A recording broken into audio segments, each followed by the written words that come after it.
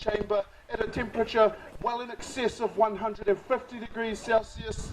Now that's held at bay by the top cooler level of water, and that's just about 90 degrees Celsius.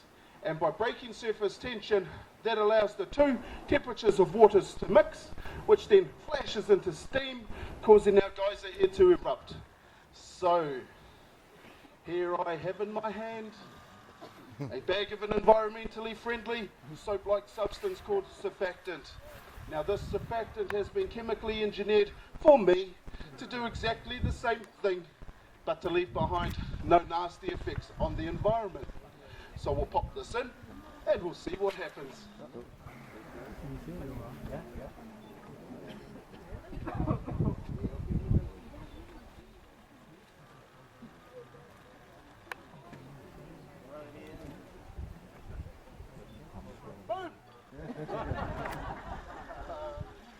No, so I've actually got plenty of time to talk to you about what's happening beneath my feet. So within a few minutes we shall see some bubbles starting to form around the opening of the vent. As that hot water forces its way up through the cooler levels, we shall see the water beginning to surge as she builds up to her first full eruption. Now at this point, I may have some skeptics in the crowd saying, hey, that's not a natural geyser. But I can assure you folks, it is.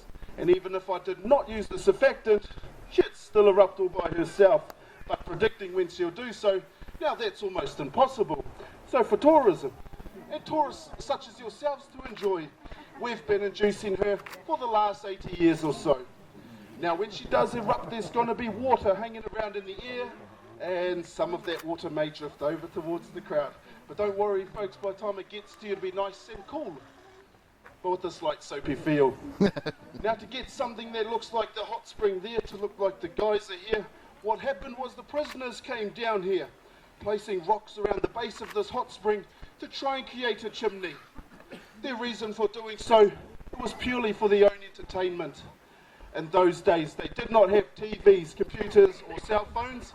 Now they had to create their own fun, and by creating a chimney that forced the water into a more narrow opening, which created a stronger jet of water, which ultimately sent their clothes even higher. Every time there's an eruption, we see the water flowing here.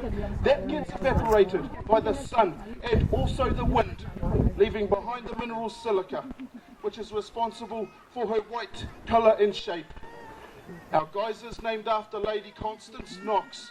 Now in New Zealand's history, quite honestly, she wasn't very important, but her father was. Now her father was a gentleman called Lord Ranfurly, and he was New Zealand's 15th Governor General. And in May of 1903, he was out here with his family, inspecting the prison, just to see how they were going on. To mark the occasion, his lovely daughter, Lady Constance Knox, she christened our geyser. That's how the association comes about. A quick bit of geology about our geyser: she's over 150 years old. Her natural reservoir below her holds 30,000 litres of water. Her natural eruption cycles somewhere between 36 to 72 hours. She can erupt for up to 1 hour, reaching varying heights of between 10 and 20 metres high. How high she does go, that's purely dependent on barometric pressure. Now you can find geysers in 3 main areas throughout the world. The largest group is in Yellowstone National Park in the United States of America, with another group in Kamchatka in Russia, and with a further cluster in Iceland. Now it's actually Iceland that gives us that word geyser, which in English it simply means to gush forth. Down here in New Zealand, we don't call these geysers. Now a geyser to us is a two-legged elderly gentleman, and not one of these. So please take plenty of photos and enjoy your day here with us at Waiotapu, Thermal Wonderland. Thank you very much.